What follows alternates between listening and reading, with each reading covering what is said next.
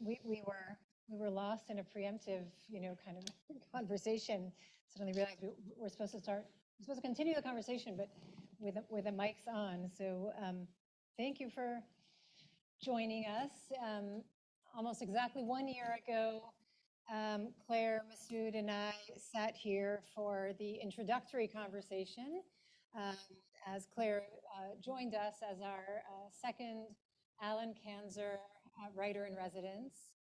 And here we are 1 year later, and many conversations later, and many book clubs later, and many writing clubs later, and it's, for me at least, a kind of bittersweet moment. It's been really phenomenal. And I just realized this, your first non-pandemic writer in residence. It's just been lovely to have the entire year for opportunities to talk in person. And so thank you for those of you who are here in person, and then somewhere in the cloud there are others. And we're just going to start by Claire has some thoughts to share about her time here and her impression. I don't know what she's going to say about us and about the program, so we'll find out. And then we'll have a bit of a conversation and then open it up to questions from anybody who'd like to inquire more. And if we're lucky, Claire will also read to us a little bit from something she wrote from her new book that's coming out in a year. In a year, yep. So, yeah. But that I wrote over the course of the past year. So yeah. Yeah, with a lot of scientists as characters, and hopefully not. Thank you, Daphna. Thank you all for being here. And so I wrote something, and a friend of mine in Cambridge who's a scientist said, scientists don't read things, they talk, they don't read things. And I said that to Daphna, and she said, but you're not a scientist, it's okay. So I'm going to read a little something, which I was like, it's not a talk. I guess, would you call them remarks? Remarks. Sure. Yeah, we'll call them remarks. No, that sounds good. That sounds appropriate. Yeah, well, here we go. It's just a little about this year, I think. Time really is always the subject. As Mike Shadlin put it to me, in evolution, the emergence of higher brain function rested on freedom from immediacy, but that freedom comes with a cost, and that is that we have to take care of our own sense of time. Since first I walked into this building a little over 13 months ago and was introduced to this remarkable community and to the extraordinary people who work here, I've had a sense of time distorted, simultaneously expanded and collapsed.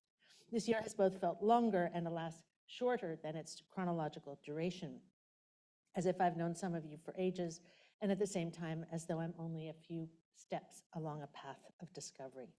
I've learned, and I'm still learning, from exhilarating conversations about the research done in particular labs, about shared works of literature, and about the prose writing, both fiction and nonfiction, of PIs, researchers, and staff who've generously shared their work with me. It's been revelatory and tremendously fun.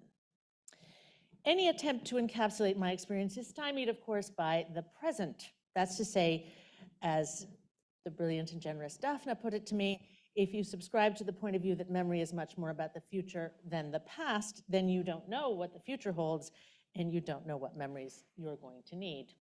So I can't yet be entirely sure how to sort through which memories I'll above all hold on to. We're animals after all, and it may prove ultimately most pertinent to recall the large and tasty muffins available in the cafe on the ground floor, or as a visitor from out of town, the always impeccably clean washrooms on the floors of each floor of the building.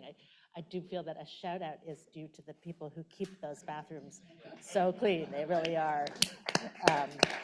Right, like I'm gonna hang on to my ID for that alone. Yeah, if you don't live in New York, it really is always a question, like where can I pee?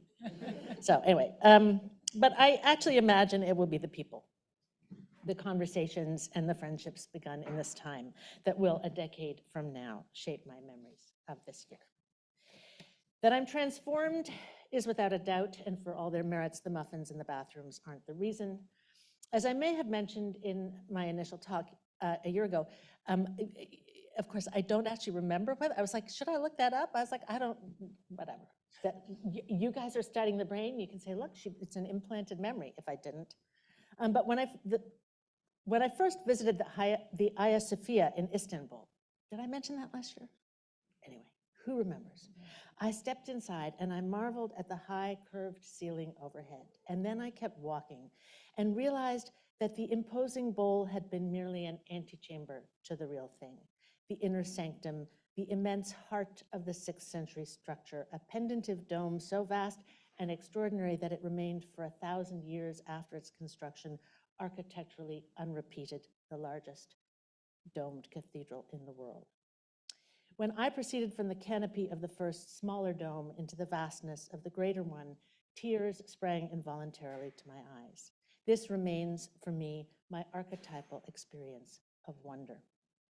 While my Zuckerman conversations haven't yet made me cry, there's still time, the exchanges of the past year have felt like discovering dome after dome, repeatedly surprising, resonant, and deeply moving. Of what has my time here consisted? I'm an artist, a writer of fiction. I work with words. I'm an observer of human experience.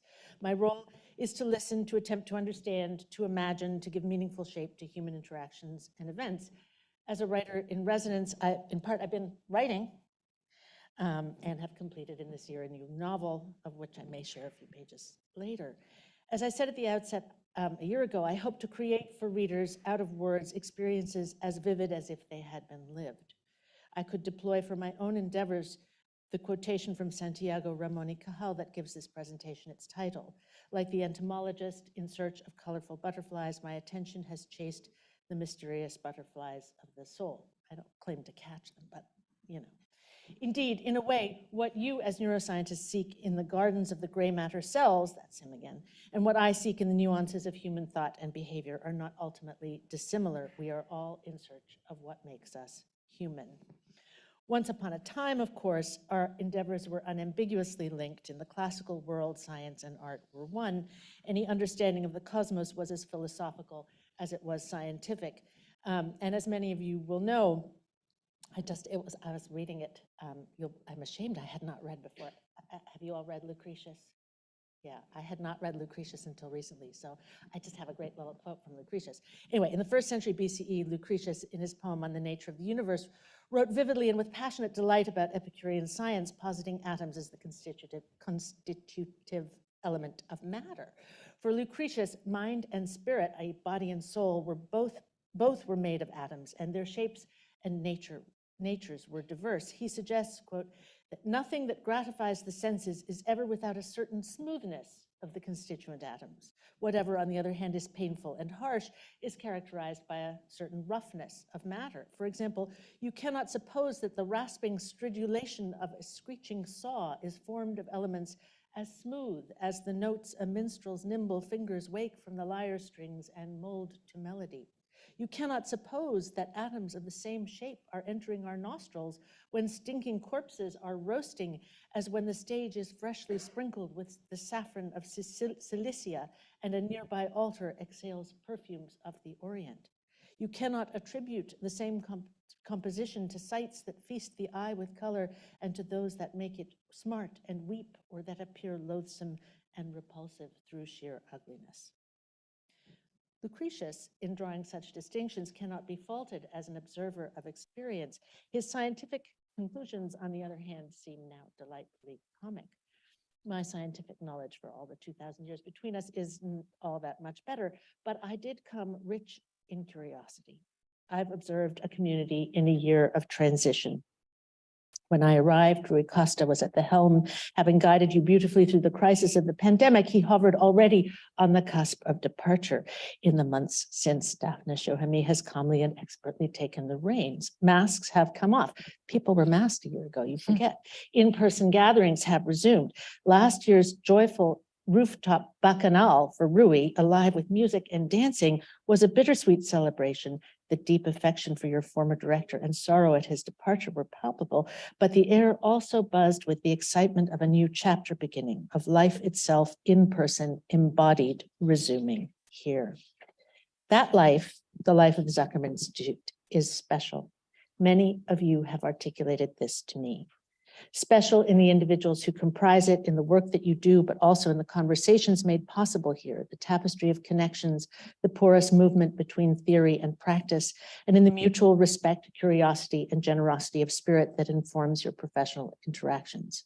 When I write, I sit alone for long stretches of time in a room, but so much of what you do is in community. In almost every conversation, senior scientists credited crucial mentors, sometimes from years ago, who opened a door or lit a path. Among those mentioned by name were Dorothy Bliss, Carla Schatz, Eve Martyr, and the PIs spoke with equal enthusiasm of ongoing collaborations, both the ones that drew them here, whether from the med school up the street or from institutions across the country, or that had formed after they arrived, as well as of the crucial work of doctoral students and postdocs, of visitors and collaborators at other labs like the Rockefeller or the Howard Hughes Lab. One scientist told me that all their lives they've chosen the science on which to focus in function of the people involved, not the other way around. Now what I like most about my work is the students, they said. Several postdocs too spoke about how they picked which lab to work in, and inevitably it wasn't just about the project or the experiments or the animals. It came down to the people who'd be their colleagues and bosses, the human experiences they anticipated. Over the months, I developed the sense of an ever-expanding network of the exchange and expansion of knowledge, not unlike a great collective brain in which individual scientists play the role of neurons while communication serves like synapses to fire connection. Through the course of the year, themes recurred. Beauty is important, as one person put it. I can tell you, but I'm not going to, who all the people were. Someone else celebrated the beautiful patterns of connectivity, both within and between fields of study. Pattern and concomitantly hierarchy emerge as important at all levels, what one person, referring not to language, but to movement, called a grammar. I said here a year ago that as a writer, I'm always seeking a balance of freedom and constraint, the movement between order, making sense of things, and life's messiness, allowing for the loose ends that can't be tied up. For me, this is true at the level of story, of course, and its structure, but it's also true at the level of the paragraph, the sentence, and the word itself. In conversations at Zuckerman, I've been repeatedly struck by the brain's yearning for order, for coherence, similarly on all levels. But whether it's a need to situate ourselves physically in space, or more abstractly in society, or a matter of how our brains triage diverse pieces of information, as Rudy Benya put it, the throwing things out is the interesting part. What do you throw out? How do you? You don't always throw out the same things, depending on internal states, times of day even, and how do these mechanisms work? Triage is endlessly ongoing, whether at the level of the cell in the work that Richard Mann does, or the level of the 6-layer circuit as Ken Miller theorizes, the ways the eye filters aspects of a visual field that Rudy Benya examines, or Daphne's question, what determines what we do remember, seeing as we can't remember everything? Questions of decision-making or motivation, of the relation of memory to these things, all of these are, of course, under investigation on different floors of this building. Daniel Wolpert asserts that movement, the key from an evolutionary standpoint to our increased survival, is the critical focus for our study. Mike Shadlin tells me that knowledge is structured as interrogation, not as processing, and that the questions that the brain asks are what determine behavior. Bianca Jones-Marlin looks to the legacy of the past, the epigenetic inheritance that passes on the distorting lessons of trauma. Daphne observes that it's all about the future, that while contrary to Proustian myth, conscious and unconscious memories aren't mapped in different places, things can happen, quote, before, during, and after a memory that can change the likelihood that you'll remember it, which she says is, quote, evolution's way of covering a lot of different possibilities. She also clarifies that none of our memories is necessarily of a moment as it was. There are these bias maps that are shaped by what matters to us, and a lot of that shaping is related to reward and motivation. My perhaps rather literary impression is that it's all rather literary impression because I have no knowledge of science, of course, is that from the level of the cell or the neuron upwards, we are constantly winnowing information and trying to make connections. Like bankers betting on futures, we're trying to figure out what will be relevant for our success down the line. Like protective parents, we're attempting to ask productive questions that will lead to positive outcomes. Like deer in the forest, we plan our movements to optimize our chances for survival.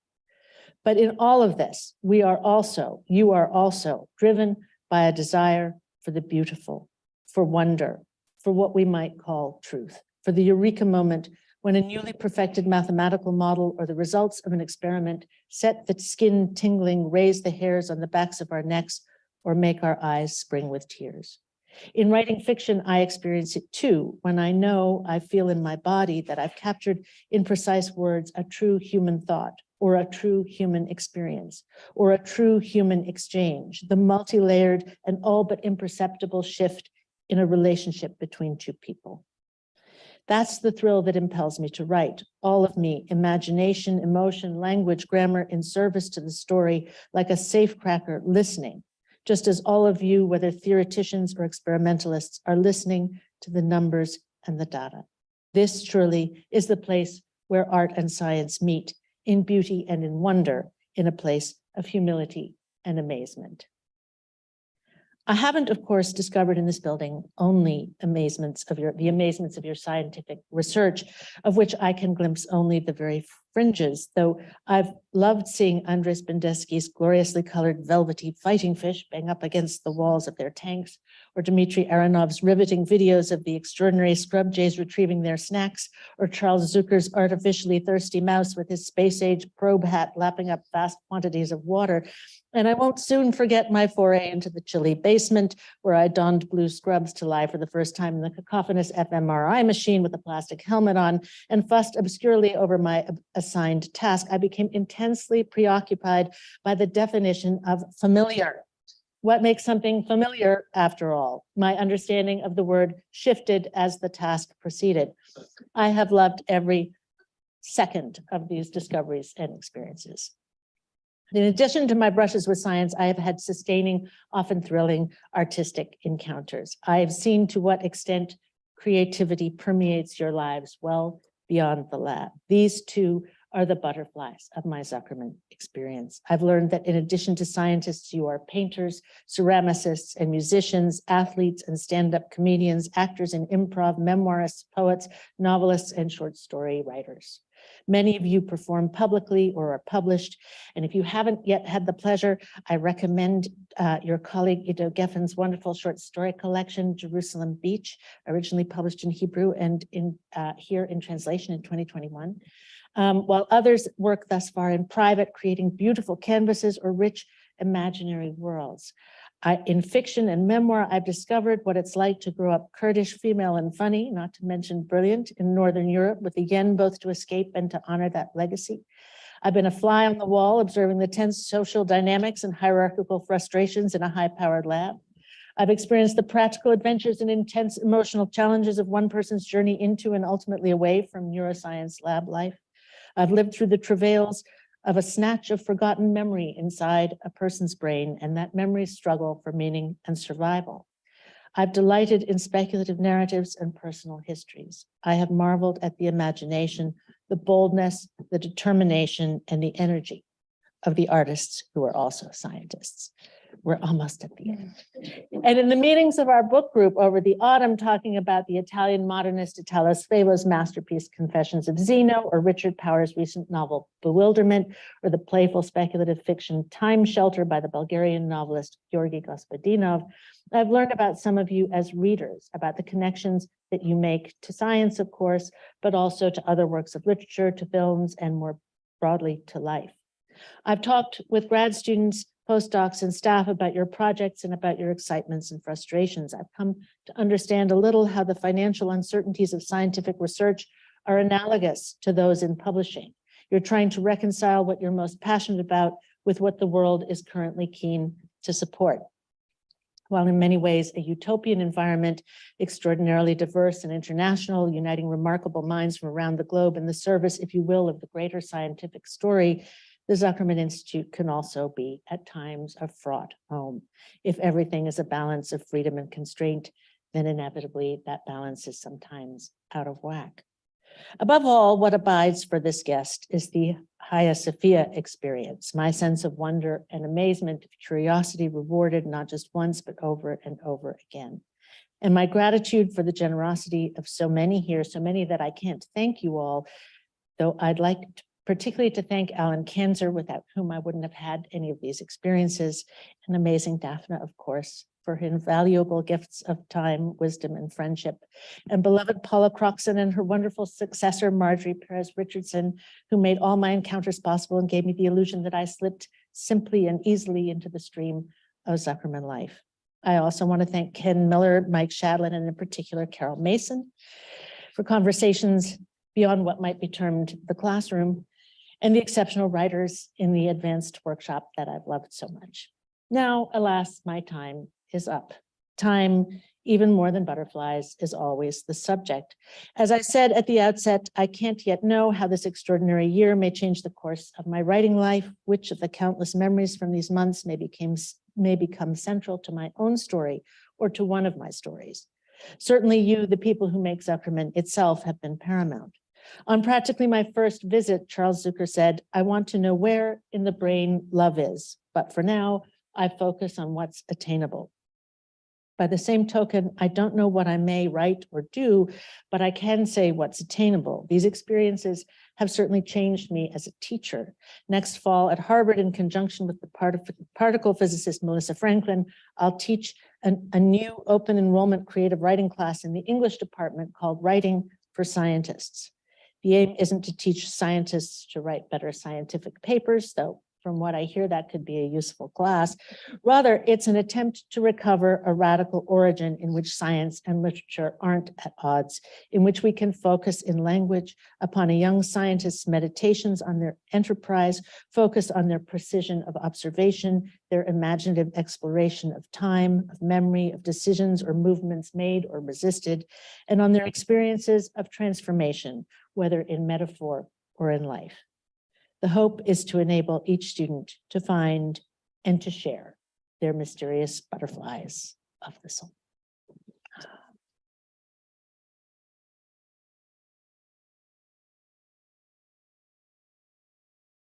Thank you. Thank you. I am reminded as I was listening to you writing about us that when Nicole Krause came for a visit before we really had the program, and she met with Eric Kendall, and he said, yeah, come spend the year with us and then write about us. And she thought, I don't know what I could write about you, but it's a interesting, beautiful experience to hear your description of your generous description of what we look like, what we seem like. Well, it is ever but partial, but I think it is a funny thing because I can't describe. I really do feel changed, right? I can't describe all the ways in which I feel changed, but that sense of a world opening, right? And a world that, because I was always bad at math, right, was a world that from very early I considered somewhat closed to me, right? So I think the generosity of everyone in not just welcoming me into the building, but also taking the time to talk to me in layperson's terms, insofar as is possible, right? About even aspects, as I say, it's just I'm touching the fringes, but for me, that has been an extraordinary experience. For us as well. And I want to ask you a question that's sort of a question of like, enough about us, which is, I'm listening to you and I'm thinking, I know that all that happened in the last year, and all I can think of is, and you wrote a novel. So can you tell us a little bit about how that works? And partly I'm curious to know, not well, did your time here influence your novel? But more, I'm curious to know when you're writing a novel, how much you, how much that is something that imbues your daily experiences or is affected by them versus sort of a parallel channel of creation and thought that's completely separated out from your daily experiences here or in the restrooms or wherever it may be.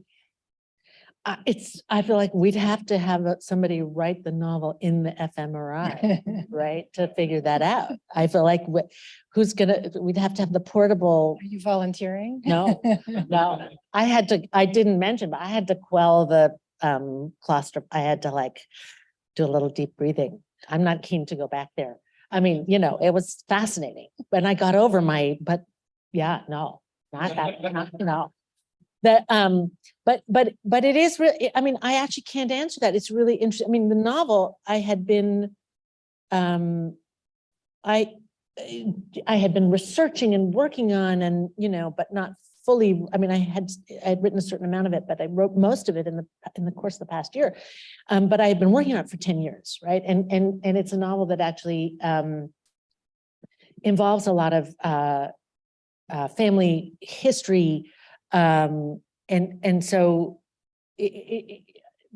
certain things were sort of set, like historical events. I mean, I suppose I could have just changed them, but I didn't, things like when and where things happened in history. I don't mean even with my, my family's history, I mean like global history.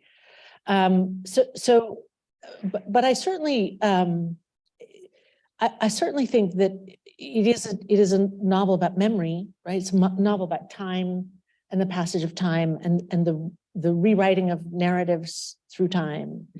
And there's no question that was informed by conversations with you and with others here about what a memory is and how it works. My Rise story, which is about a memory, that there's no question, but yeah, the fMRI would have to tell us.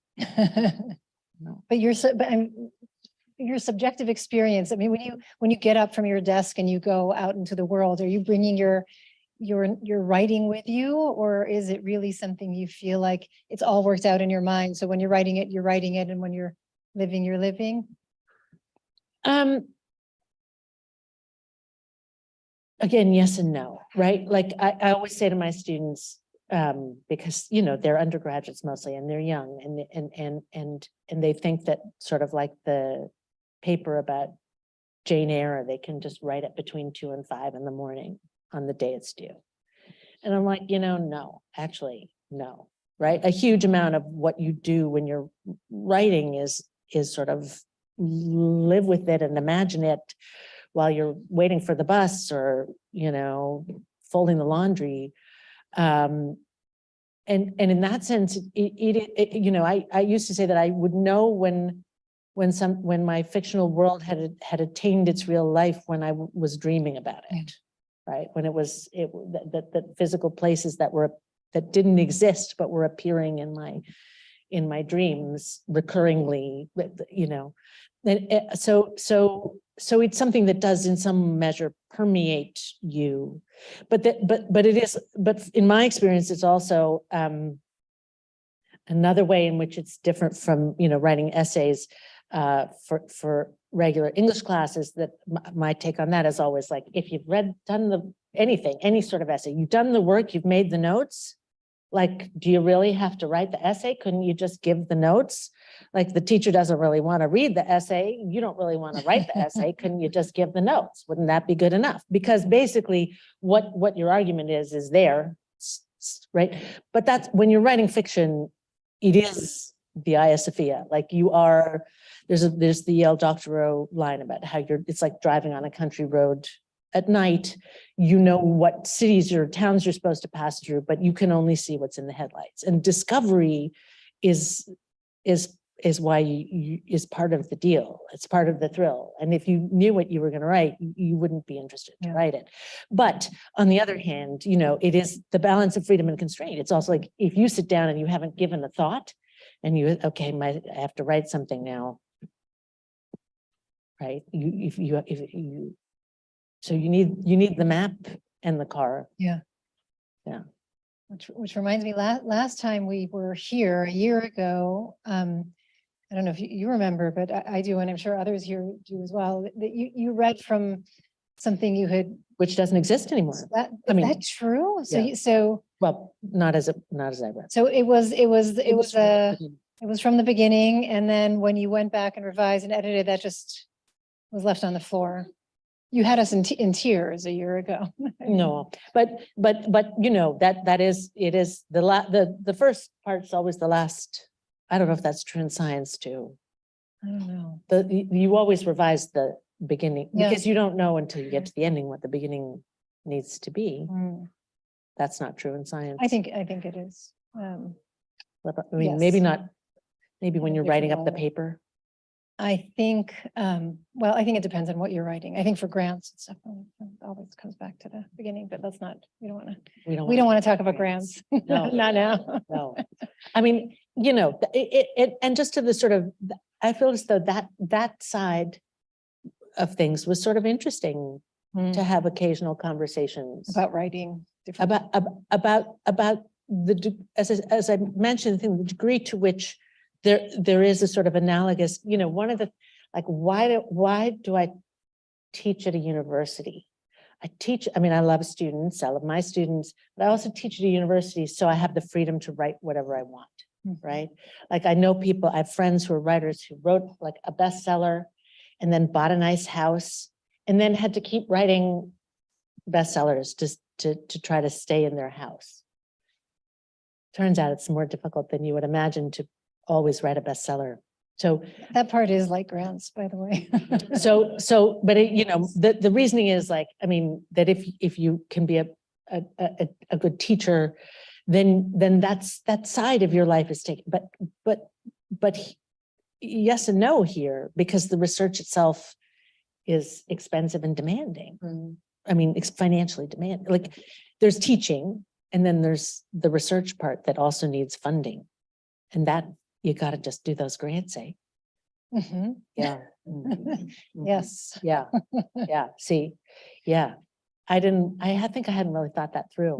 So I was here. We need another year, obviously. Well, I'm just saying I hadn't really realized that part of that everybody's life here had that component. I thought it was like, you're affiliated with a university. You're good. Yeah, not so much. But that's because I use a pen and paper and that's it, right? And you guys need more than that. Can we, I have this, like, as soon as we started the conversation, I just felt that worried about running out of time for you to read from your new novel. Can we do that now? I can do that now. It's just a few pages. And I think this is not going to be cut. It's not a waste of your time to listen. Maybe not. This is it? That it's done. It's done. It's in the hands of my editor. It's coming out next May. There may be there will be copy editing. Does it have a title? It does. It does. Its title is This Strange Eventful History, which is actually from the last lines of the Jacques' speech in As You Like It, the All the World's a Stage speech, which you guys know, right? All the world's a stage and all the men and women merely players. We have our exits and our entrances, and each man in his time plays many parts. That one, right? The mewling and puking, the infant is mewling and puking, and the schoolboy with his satchel, and so on and so on. So it comes from that, and that's it's a novel that sort of is shaped by actually the trajectory of my father's life. Somebody said, "How does your father feel about it?" I was like, "Well, he's dead, or I would not have written it." Yeah. So not that it's not nice about my dad, but like, right? So it covers 70 years. It opens in 1940 and ends in 2010. And I'm going to read just a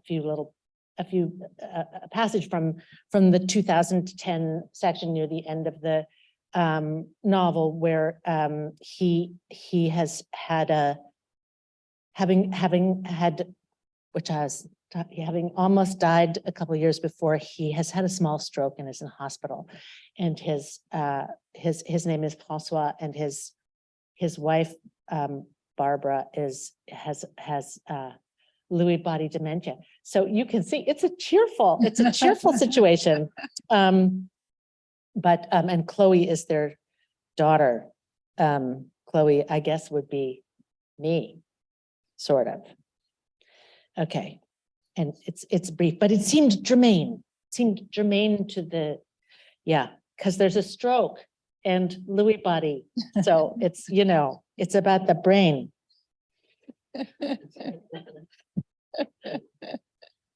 Could I just say my editor, because there's all, my father was Piedmont, he was French, but he was a child in his father was the naval attaché in Beirut and Salonika before the war. So his childhood was in Lebanon and Greece, and then back to Algeria at the beginning of the war.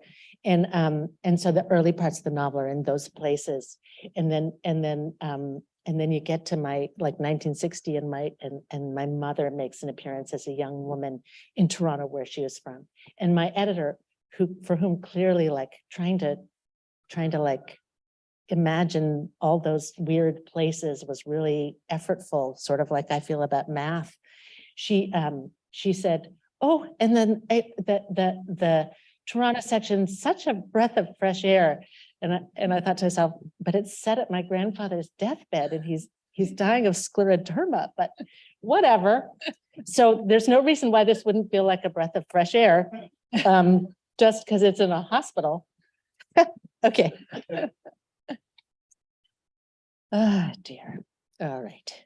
In the hospital on the Saturday afternoon, exactly 2 years after the life-saving operation that almost killed him, Francois sat up in some confusion in his bed. Barbara, his wife, tiptoed around him, stooped and bony as a Hogarth drawing, adjusting his pillows, bringing him ribbed plastic cups of water, laboriously cleaning his eyeglasses for him with her breath and the hem of her linen shirt. It was mid-April. Outside the window, as they had 2 years before, cherries bloomed in vulgar, fecund profusion. Chloe sat in an armchair in the corner, reading or pretending to.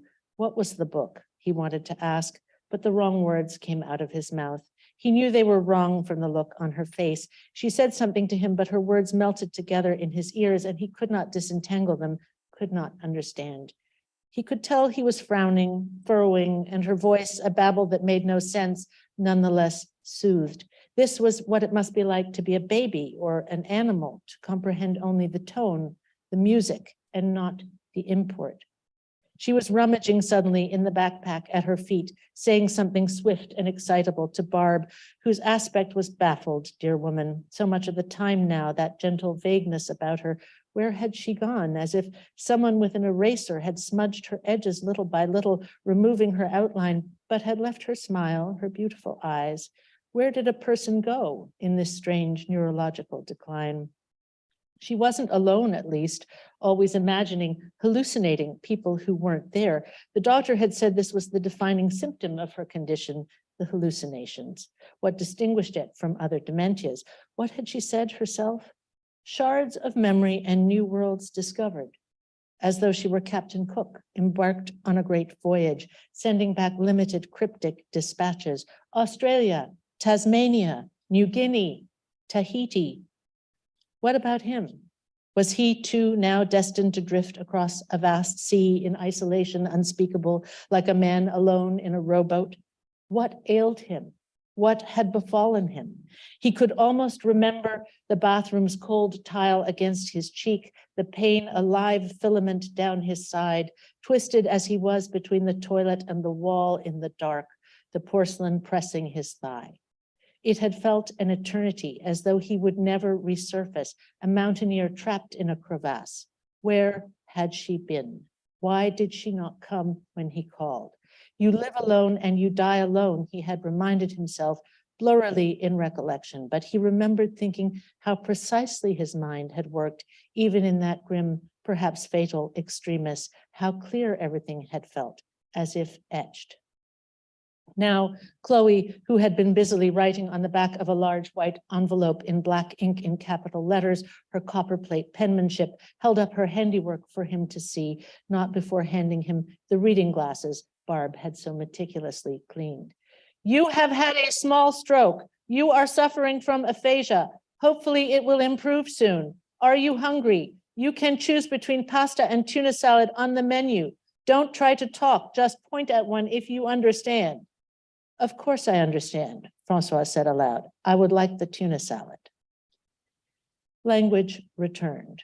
He agreed with his daughter and his doctor that the brain in its resilience was a remarkable thing, more remarkable than any human invention, which stood to reason, that it could encompass the world, all life, everything from the smell of the schoolroom at the French primary in Salonika of chalk, sandwiches, and dirty feet, to the name of the Labrador, Laddie, that had lived next door 20 years ago and rooted so obnoxiously through their garden, to the sensation of each of his 4 grandchildren's newborn scalps beneath his palm, each similarly warm and soft, but distinct in the abundance and texture of its carpet of hair, to the pullulating emotion, a frothing fountain that he had felt in his body at each birth. A miracle, a miracle. All this in a single floating mass within his skull, each moment of each day tucked somewhere in the brain's cauliflower folds. And then presumably also each thought as well, this thought too, though it might well be forgotten. And more than that, the imaginary realms of dreams and wonders, inventions and possibility. And in Barbara's strange case, the new departures, voyages that she could not share, words for which she could not find, would never again find, words themselves slipping from her grasp, disintegrating, but still, she'd said herself, new worlds discovered, just a world she could not share. All this, the brain and the body together, a person, each of us one, just one, fully one, unlike any other. He, look, he himself, Francois, once that plump, naked baby with the basilisk stare, photographed with only his St. Christopher's medal around his neck, propped on a white fur rug in a photographer's studio in a narrow street near the opera in Toulon, his mother's dear square hand hovering just outside the picture frame to catch him if he toppled. How many miles had he traveled an American Airlines million-miler in over 3/4 of a century since? Not for nothing had his parents put St. Christopher, patron saint of travelers, around his infant neck. Not for nothing had they named him Francois, Francois the Frenchman, the free. They had wanted so much for him, and he had surely disappointed. But his life had been unlike any other life, a wanderer's life. The wandering Jew he used to joke, though he wasn't Jewish. One of those jokes like, you'll miss me when I'm gone, that he meant in his heart. And still he hoped, against hope, already once returned from the dead 2 years before. Not fully over yet.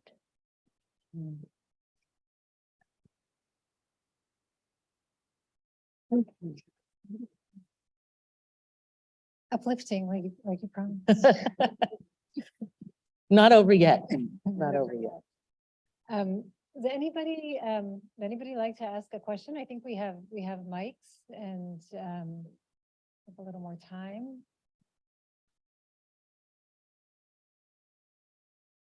You're not allowed to leave until you ask a question. Everybody has to stay put till there's a question. No, you could actually leave.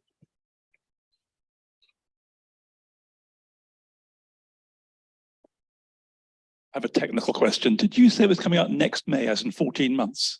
Yes. What's going to happen in those 14 months? I know. Isn't that such a good question? And Right? I feel like the New doesn't York that Times, frustrate you? Don't you want it out now? the New York Times can just press a button and print, right? It's not as though there's somebody at a letterpress printing press, like putting together each word. Super unclear to me. Super unclear to me. They will tell you that it's marketing. That's what they will tell you. Because there's still the thing of putting out a list, right? Like a catalog, right? And the catalog, so it's sort of like fashion. What is the fashion season now? Who can tell me? Are we already into winter? Do you know what I'm Not sure saying? if Like, this is the right crowd. right, but no, that's another thing I wanted to say. I discovered you are all so stylish. I feel like everybody here is so stylish. Okay, but if you know how things sort of go ahead of time, so I think they have already, the reason it's next spring is because they will in September put out or October, put out a catalog for next spring. But that means that already, like by March, I turned in all the revisions, everything January. By that time, they've already put together the catalog for the fall. So it couldn't be till the spring. But what the heck they're doing is anybody's guess. Having lunch.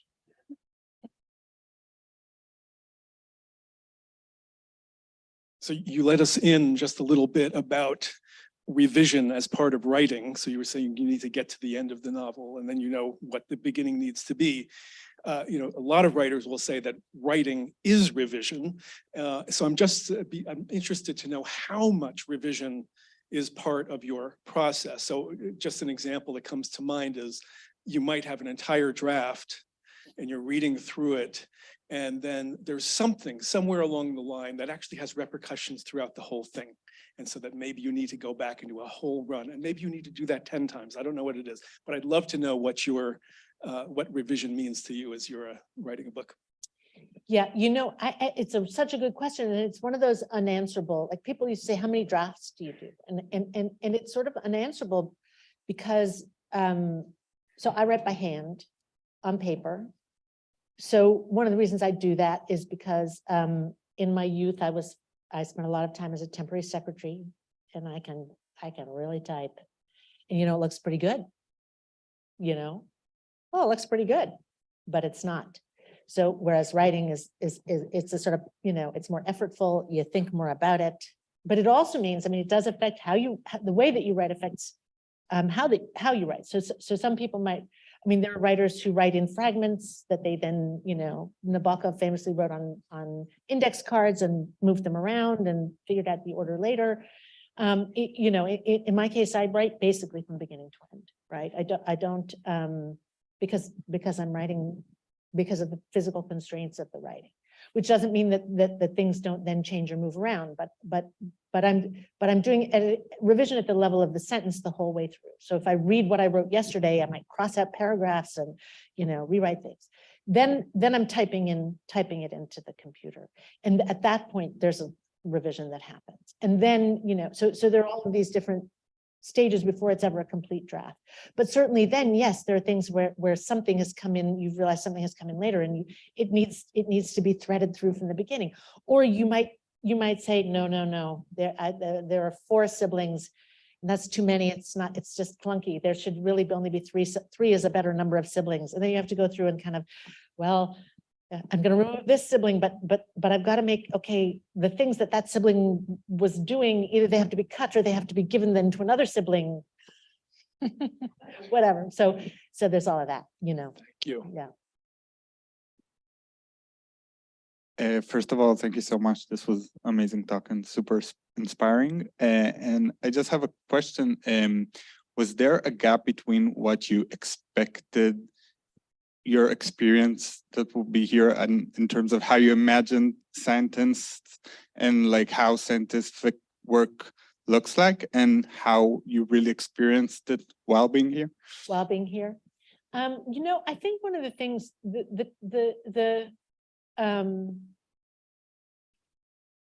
I think I had my expectations were wide open. Because my ignorance was so extreme, right? So I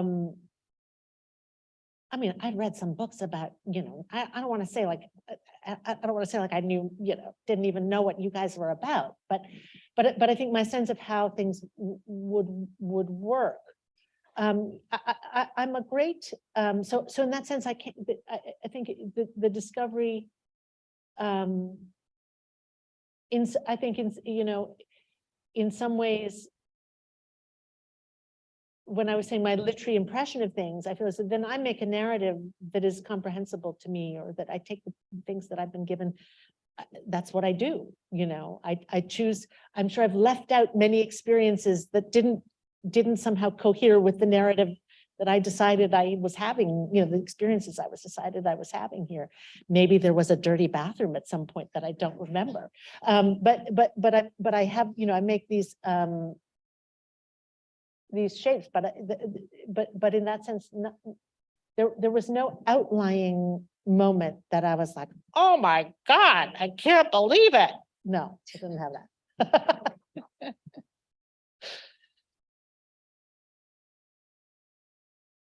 Did Mike have something?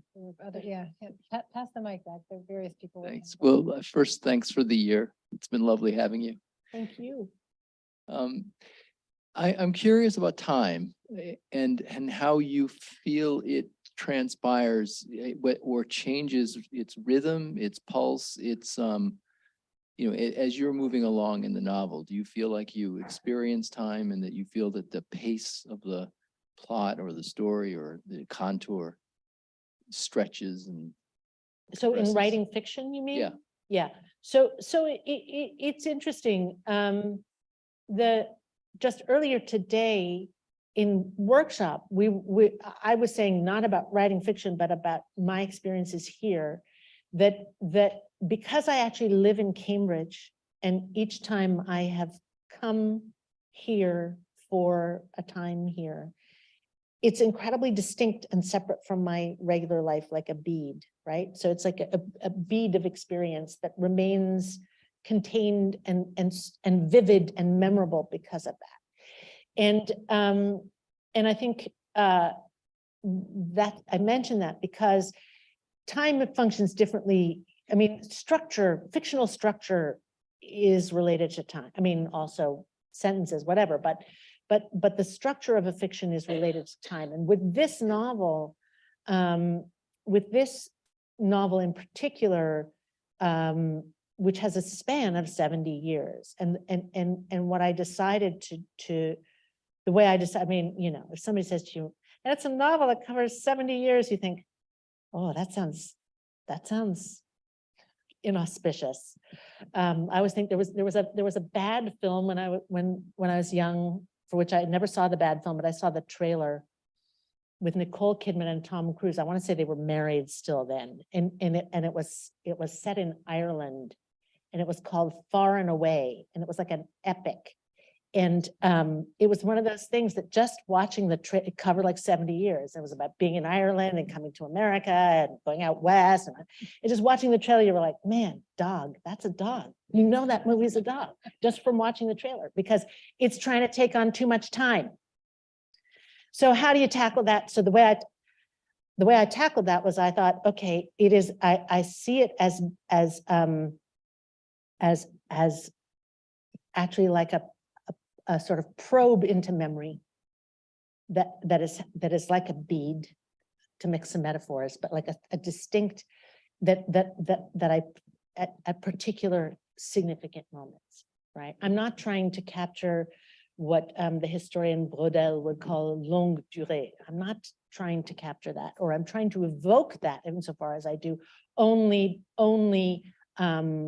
tangentially or by implication. What I'm actually doing is like putting a probe down at these very specific, essentially interior moments, right, over the course, you know,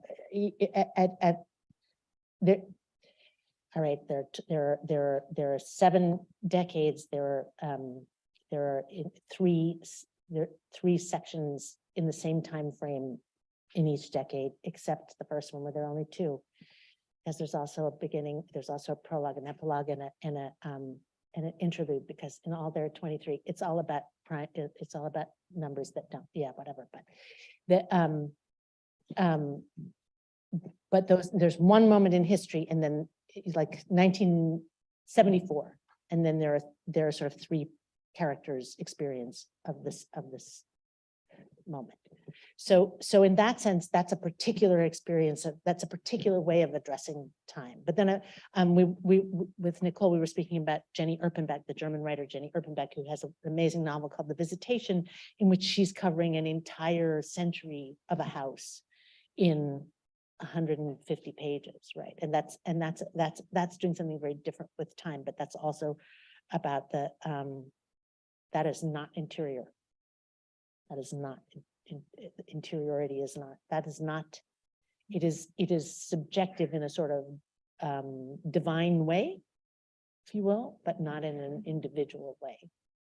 So I think you're trying to marry form and content. Does that answer anything? Everything. Sorry. Well, do we have more questions there? We have time for one more.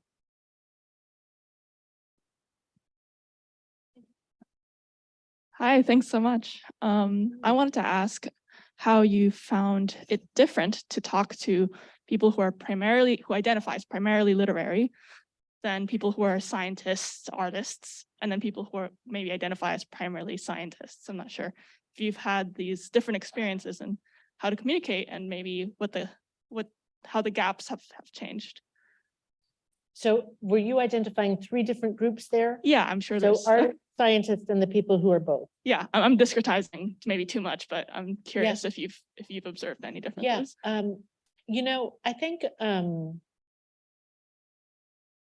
I actually, when I was talking about that eureka moment thing in my remarks, that was a thing that I talked about with a couple of scientists here, and it really is something that I a sort of almost physical satisfaction that I experience as a writer when I feel like, no, I got that right. And that I think scientists experience when you get that right. And you know that something, it's that moment. It's like, oh, there you go, there it is. And I think in that sense, there's a wonderful line thing Nabokov said about a writer needing the imagination of a scientist and the precision of a poet, right? And you might imagine that he would have put those the other way around, but no. I mean, I actually feel as though I just have to say, like, a friend wrote to me and said, Claire, your affect is a little bit like Columbo. I realized that I have trouble getting a complete sentence out, and I want to apologize for that. And now I've lost. I was like, there were sort of 4 things attaching to what I wanted to say, and I was like, can I try to get them? Can I get them all in? Can I get them? When I was young, there was a woman who won in my class at college who won. She won a thing to go through the supermarket and take anything in 2 minutes. And she scoped out ahead of time, and then she pushed the cart with her stomach and scooped stuff off the walls. And I sort of feel like that's what I'm trying to do in life, and it just trips me up. It just trips me up. I get stuck. Where were we? Oh, I was going to say.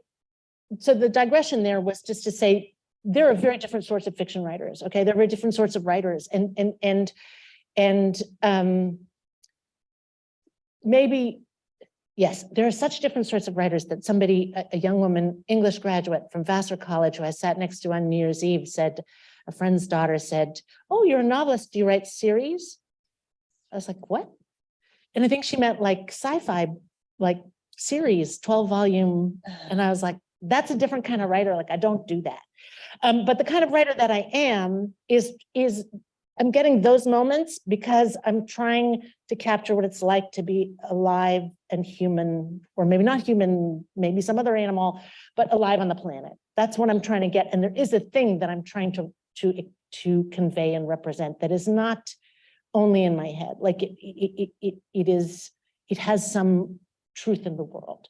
And so in that sense, the type of writer that I am, when I'm talking to a scientist, right, it might seem it isn't actually that different, right? You also in the lab are trying to get the measure of and capture something that is true and happening in the world, and to be able to be able to sort of capture it and articulate it, right? So I feel as though that sort of conversation seems to me, with the technical challenges bracketed, right? The like fiction writers' lack of scientific, like, don't even give me a quadratic. I did not take calculus. I did algebra 2, and that was it. Like, I wouldn't even get into college now. Anyway, but if you bracket that part, I feel as though the conversations are actually not fundamentally miles apart. Yeah. Which is why I was invoking Lucretius. Because I'm like, you know, we can.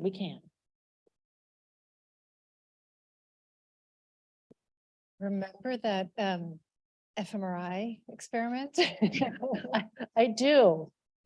So here's something to remind you of that experience. Of that experiment. That experience and your time here, just a little articulation of something. Thanks to Tanya, who's back there, who made this thing happen. Thank you. Am I You have gonna, to show it to I everyone. have to show it to everyone? Yeah. Okay, it's not embarrassing, is it? No. Not at all.